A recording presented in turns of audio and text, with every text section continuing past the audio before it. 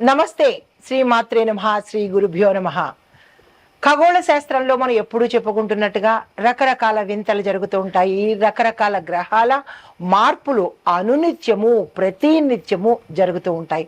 అయితే ఇప్పుడు మనకి రాబోయే అనగా మే నెలలో 14వ తారీఖు రాత్రి 11:20 మనకి మిథున రాశిలోకి బృహస్పతి ప్రవేశం జరుగుతోంది. అంటే దేవగురువు బృహస్పతి మిథున రాశిలోకి ప్రవేశించబోతున్నాడు. రాశి మిథున రాశి. ఈ రాశికి చెందిన వ్యక్తులు కృషికి తగిన ఫలితాన్ని పొందుతారు. ప్రత్యేకంగా ఈ గురు సంచారము మీ రాశిలోనే జరుగుతోంది కాబట్టి మీకు ఏది పట్టుకున్నా బంగారం అన్నట్టుగా ఉంటుంది. మీరు తలచిన కార్యాలు నిర్విఘ్నంగా సాగే అవకాశము, శుభకార్యాలు జరగడము, భూమి వస్తు వాహన గృహ యోగాలు కలగడము, వ్యాపారస్తులకైతే ఊహించని స్థాయిలో లాభాలు రావడము, సక్సెస్ వీరి సొంతము. గురు సంచార ఫలితం ఉన్నంత కాలము అంటే గురువు మీ రాశిలో ప్రత్యేకంగా మీకు సక్సెస్ని ఇవ్వబోతున్నారు. మీరు ఏది పట్టుకుంటే, ఏది తలచుకుంటే, ఏది చెయ్యాలనుకున్నా, ఏ రంగంలో వాళ్ళకైనా సక్సెస్ని ఇవ్వబోతున్నాడు. కాబట్టి మీరు ఈ సమయాన్ని అస్సలు వృధా చేసుకోకండి. దీంతో పాటు కొత్త సంబంధాలు ఏర్పరచుకోవడానికి ఇది అనుకూలమైన సమయము. అంటే వివాహ ప్రయత్నాలు కావచ్చు, కొత్త వ్యక్తుల పరిచయాలు కావచ్చు, కొత్త సంస్థల్లో చేరడం కానీ, విదేశాలు వెళ్ళడం కానీ, అక్కడ మీరు ఏదైనా సత్సంబంధాలు అంటే టైఅప్ పెట్టుకోవడానికి కానీ, మీ వ్యాపార నిమిత్తంగా కావచ్చు, ఉద్యోగ నిమిత్తంగా కావచ్చు, లేదా మీకు వివాహాలు అయ్యి అక్కడికి వెళ్ళడం కావచ్చు. ఇలాగ మీకు కొత్త పరిచయాలు, కొత్త సంబంధాలు ఇలాంటివి ఏర్పడము, తద్వారా మీకు లాభాలు కలిగే అవకాశము, సక్సెస్ కలిగే అవకాశము ఈ సమయంలో గురువు మీకు ఇవ్వబోతున్నాడు. దీంతో పాటు విదేశాలకు వెళ్ళాలి అన్న చిరకాల కోరిక చాలా మందికి ఉంటుంది. అంటే ఉద్యోగపరంగా అవకాశం ఉన్నా, లేదా వ్యాపార పరంగా కానీ, కుటుంబ పరంగా కూడా చాలా మందికి అవకాశాలు ఉంటుంది. ఒక్కసారైనా అక్కడికి వెళ్ళి రావాలి అని ఆ కోరికలు ఈ సమయంలో గురువు మీకు తీర్చబోతున్నాడు. కాబట్టి కుటుంబ పరంగా పెద్దవాళ్ళు కావచ్చు, లేదా భార్యాభర్తలు కావచ్చు, ఒక్కసారి అలా వెళ్ళి చూసొద్దాము అని అనుకున్న వాళ్ళకి కూడా ఈ సమయంలో గురు అనుగ్రహించబోతున్నాడు. దానికి సంబంధించినటువంటి ప్రయత్నాలు తక్షణమే చేసుకోండి. అయితే మీరు చేయవలసిన చిన్న పని ఏంటంటే గురు సంబంధిత స్తోత్ర పారాయణ తప్పనిసరిగా చేసుకోండి. దక్షిణామూర్తి ఆలయాలు కానీ, షిరిడి సాయిబాబా వారి ఆలయాలు కానీ, గురు సంబంధిత ఆలయాలను దర్శించండి. దర్శిస్తే కనుక మరింత విశేషమైన చిన్న చిన్ని అడ్డంకులు కానీ, ఒడిదుడుకులు కానీ మీ రాశిలో మీ జాతక చక్రంలో కానీ ఉంటే అవి తొలగిపోయి గురు అనుగ్రహాన్ని పొందే అవకాశం కనబడుతోంది. మీరు చేయవలసిన దానము పెసరపప్పుని దానంగా చేయండి. ప్రత్యేకంగా గురువారం రోజు దక్షిణామూర్తి వారికి కానీ, లేదా గురు గ్రహానికి కానీ పెసరపప్పుతో చేసినటువంటి వడలను నివేదన చేసుకోండి. ఈ రాశిలో ఉండే ప్రతి ఒక్కరూ కూడా చేసినట్టయితే గురుబలము మరింత పటిష్టంగా ఉంటుంది. కాబట్టి ఈ పరిహారాన్ని తప్పనిసరిగా చేసుకోండి. ఆర్డర్లు పెట్టో లేదా అక్కడి నుంచి ఇక్కడి నుంచి తెప్పించును కాకుండా మీ స్వయంగా పరిశుభ్రంగా చేసిన వడలను స్వామివారికి నివేదన చేయండి. తప్పనిసరిగా గురుగ్రహాన్ని మరింత పొందే అవకాశం కనబడుతోంది. ఇది ఈ రాశిలో ఉండే వారికి చెప్పదగిన గోచార రీత్యా గురు బలము, గురు సంబంధిత పరిహారాలు, సూచనలు. నమస్తే. ఇది కంక్లూజను. మీరు రాసి తర్వాత వేసుకుంటారా, ప్రత్యేకంగా వేసుకుంటారా అనేది ఎడిటర్స్ మీరు చూసుకోండి. ఇందాక నేను మేషాది ద్వాదశ రాశుల వారికి చెప్పాను కదా, ఇప్పుడు వ్యవసాయ, వాణిజ్య, దేశకాల పరిస్థితులను బట్టి, ప్రకృతిని బట్టి ఎలా ఉండబోతోంది ఈ గురు సంచారము అనేది క్లుప్తంగా చెప్తున్నాను. మీకు ఎక్కడ అనుకూలంగా ఉంటుందో అక్కడ దీన్ని యాడ్ చేసుకోండి. నమస్తే.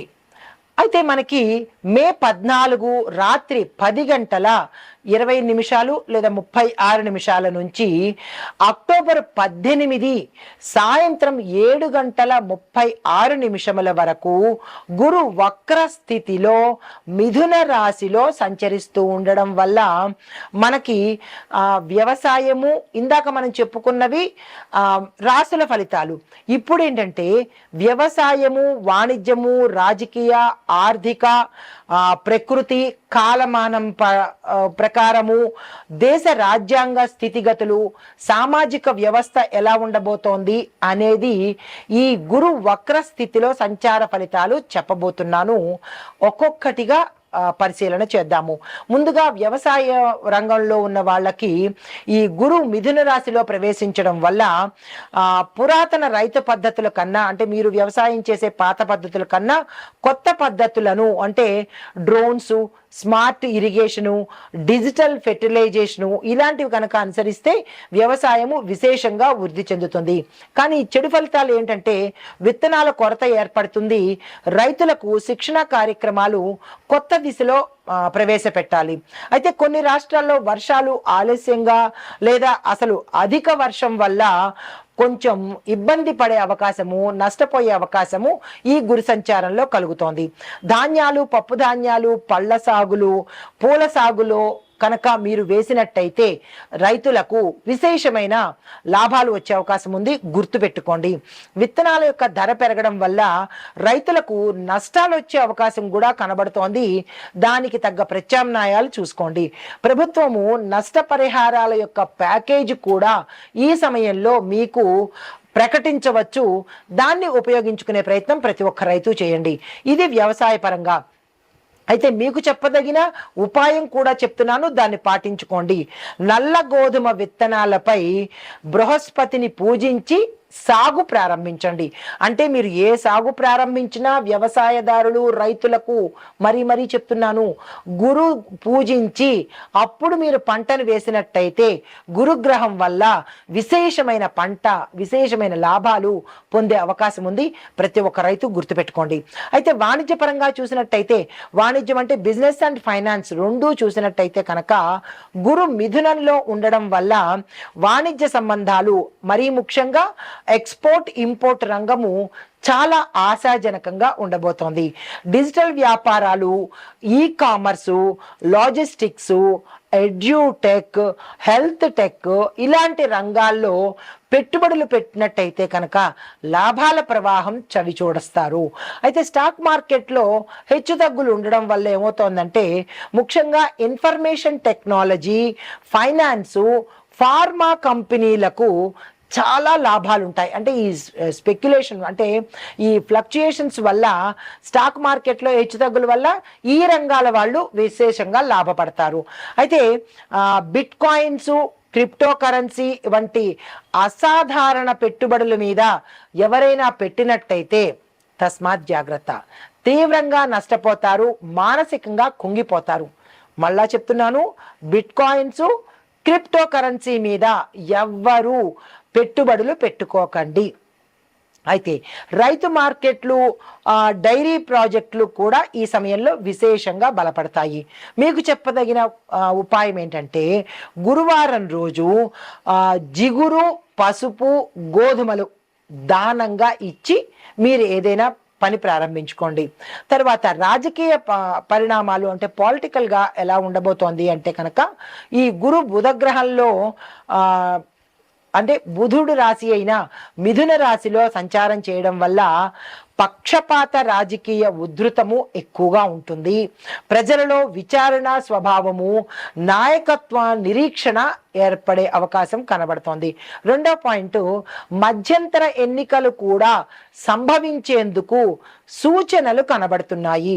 కొన్ని రాష్ట్రాల్లో గవర్నర్ పాలన కూడా వచ్చే అవకాశం కనబడుతోంది. అయితే 5 రాష్ట్రాల రాజకీయాలు అనగా ఉత్తరప్రదేశ్, పశ్చిమ బెంగాలు, తమిళనాడు, కర్ణాటక, మహారాష్ట్ర, ఈ రాజకీయాలు, ఈ 5 రాష్ట్రాల రాజకీయాలు కీలకంగా మారే అవకాశం కూడా ఈ గురు సంచారం వల్ల గోచరిస్తోంది.